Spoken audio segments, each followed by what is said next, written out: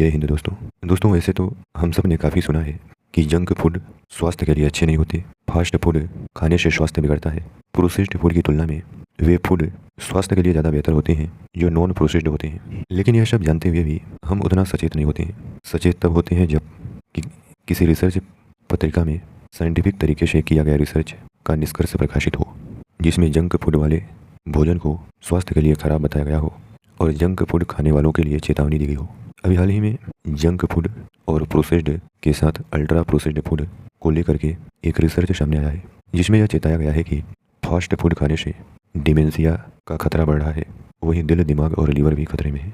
दोस्तों, हम जानेंगे इस स्टडी के बारे में डिटेल में, लेकिन उससे पहले अगर आपने चैनल को सब्सक्राइब नहीं किया है तो चैनल को कर लें सब्सक्राइब और बेल आइकॉन को भी प्रेस कर लें ताकि चैनल से संबंधित सभी तरह की अपडेट्स आपको मिलते रहे। दोस्तों, पिछले दिनों अमेरिका में अल्जाइमर्स एसोसिएशन की इंटरनेशनल कॉन्फ्रेंस में एक रिसर्च पेश की गई। 43 सालों तक चली इस रिसर्च में 1,30,000 लोगों को शामिल किया गया था। स्टडी में सामने आया कि जो लोग लगातार अल्ट्रा प्रोसेस्ड फूड खा रहे थे और जितनी अधिक मात्रा में खा रहे थे उन्हें उतना ही गंभीर डिमेंशिया हो गया। दोस्तों, अल्ट्रा प्रोसेस्ड फूड में मीट, आलू के chips, French fries, pizza, burger, carbonated पेय, cold drink, biscuit, cake, pastry, cookies, ice cream, chocolate आदि शामिल होते हैं। और अगर हम डिमेंशिया की बात करें तो डिमेंशिया एक ऐसी बीमारी है जिसमें व्यक्ति की याददाश्त, भाषा, रीजनिंग पावर और सोचने की क्षमता बुरी तरह प्रभावित होती है। जबकि जिन लोगों ने अल्ट्रा प्रोसेस्ड फूड से दूरी बनाए रखी या उसका कम सेवन किया, वे लोग अधिक स्वस्थ बने रहे। सवाल यह है कि ये लोग अल्ट्रा प्रोसेस्ड फूड में क्या खा रहे थे। ये सभी processed red meat, bacon, hot dogs और सॉसेस खा रहे थे। सब इंडस्ट्रियल प्रोसेस्ड जंक फूड है। अगर यही स्टडी भारत में हुई होती तो ये सारे सवाल पिज्ज़ा, बर्गर, फ्राइज और पैक्ड चिप्स पर होते।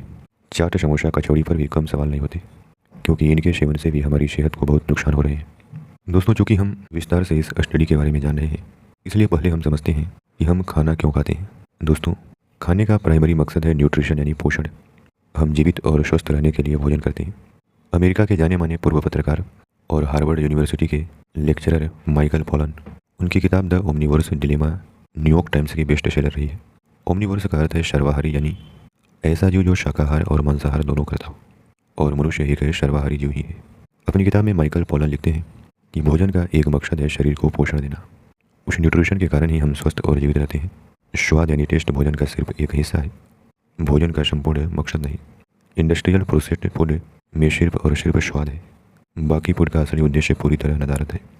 अब सवाल यह है कि अमेरिकी स्टडी में क्या सामने आया है। स्टडी की अगर हम 10 बड़ी बातों की बात करें तो दोस्तों, इस स्टडी में 43 वर्षों तक 1,30,000 से ज़्यादा लोगों पर नजर रखी गई। स्टडी में शामिल हुए 8% से अधिक लोगों में डिमेंशिया विकसित हुआ। स्टडी में पता चला कि regular processed food, red meat खाने से डिमेंशिया विकसित होने का खतरा बढ़ता है। सप्ताह में 2 बार प्रोसेस्ड रेड मीट खाने वालों को महीने में 3 से कम बार प्रोसेस्ड रेड मीट खाने वालों की तुलना में डिमेंशिया का 14% अधिक जोखिम है। रोजाना प्रोसेस्ड रेड मीट को नट्स, बीन्स और टोफू से रिप्लेस करने पर डिमेंशिया का खतरा 20% तक कम हो सकता है। स्टडी की प्रमुख लेखिका के मुताबिक प्रोसेस्ड रेड मीट के लंबे समय तक रोजाना सेवन से डिमेंशिया का खतरा बढ़ सकता है। प्रोसेस्ड रेड मीट के साथ चिप्स, आइसक्रीम और इंस्टेंट सूप भी अल्ट्रा प्रोसेस्ड होते हैं और इनसे टाइप 2 डायबिटीज, हार्ट डिजीज और मोटापे की समस्या हो सकती है। रिसर्च में पाया गया कि प्रतिदिन प्रोसेस्ड रेड मीट खाने से ब्रेन और बॉडी में सेंसर्स कमज़ोर हो जाते हैं और याद रखने की क्षमता प्रभावित होती है। प्रोसेस्ड रेड मीट में मौजूदा saturated fat, sodium iron nitrate से stroke, chronic inflammation, high blood pressure और नर्वस डिसऑर्डर का जोखिम बढ़ जाता है। लेखिका के मुताबिक प्रोसेस्ड रेड मीट में नाइट्राइट और सोडियम जैसे हानिकारक पदार्थों के बहुत अधिक मात्रा में होने के कारण कैंसर, हार्ट डिजीज और डायबिटीज का खतरा बढ़ जाता है। अब अगला सवाल यह है कि खाना कितना फ़ायदेमंद या नुकसानदायक है, यह कैसे तय होता है। तो दोस्तों, कोई खाना कितना फ़ायदेमंद या नुकसानदायक होगा, यह उसके तैयार होने की प्रक्रिया पर निर्भर करता है। खाना खेत में उगने से लेकर हमारी थाली तक पहुंचने में जिन प्रक्रियाओं से गुजरा है उसे प्रोसेसिंग कहते हैं। फर्ज करिए कि हम अपनी रोज़ाना की थाली में रोटी, सब्जी, दाल और चावल खाते हैं। अब सब्जी को ही ले लीजिए, यह पहले खेत से आती है, फिर हम इसे धोते हैं, काटते हैं, पकाते हैं। इसमें स्वाद के लिए नमक, मिर्च, मसाले मिलाते हैं। ऐसा इसलिए क्योंकि हम करेले, लौकी, आलू को कच्चा तो नहीं खा सकते। माइकल पॉलन लिखते हैं कि फलों और कुछ सब्जियों को छोड़कर हम अधिकांश भोजन को प्रोसेस करके खाते हैं।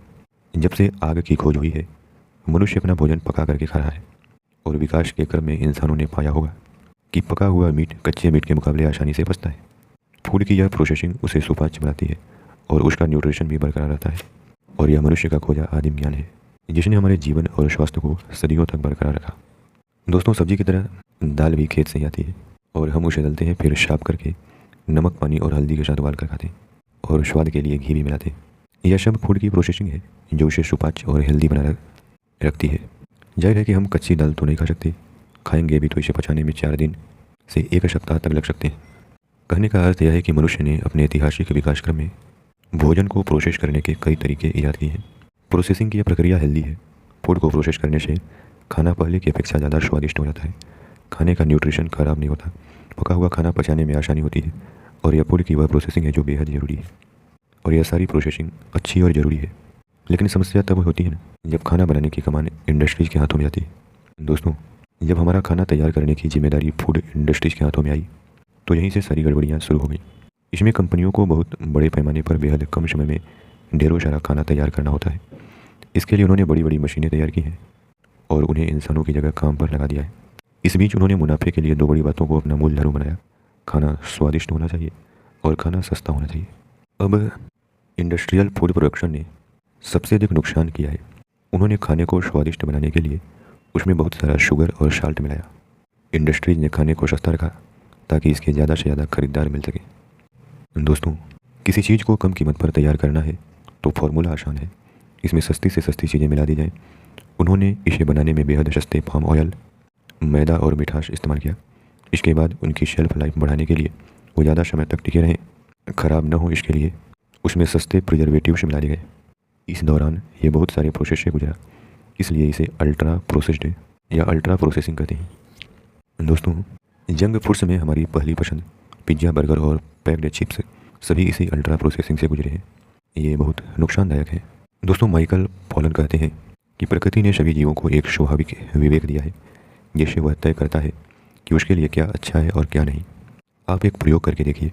एक कटे हुए सेव को बाहर छोड़ दीजिए, चींटियाँ और कीट पतंगे आकर उसे खा जाएंगे। अब industrial produce hot dog, pizza और सॉसेस को छोड़ दीजिए। पहली बात तो वो देर से ख़राब होगा और दूसरा कोई कीड़ा, चींटी, जीव जंतु उसे खाएगा नहीं। क्यों? क्योंकि उनमें यह प्राकृतिक विवेक है कि इसमें कोई न्यूट्रिशन नहीं है। चिंताजनक बात यह है कि मनुष्य ने अपना यह प्राकृतिक विवेक खो दिया है। अब अगला और अंतिम सवाल यह है कि हमें कैसा भोजन करना चाहिए। तो इसके बारे में सीनियर न्यूट्रिशनिस्ट और वन डाइट टुडे के फाउंडर कहते हैं कि हमारा भोजन कैसा होना चाहिए। इस सवाल के जवाब स्थान और इंसान की ज़रूरत के हिसाब से अलग अलग हो सकते हैं। इसके बावजूद एक आदर्श थाली हर जगह एक जैसी होगी।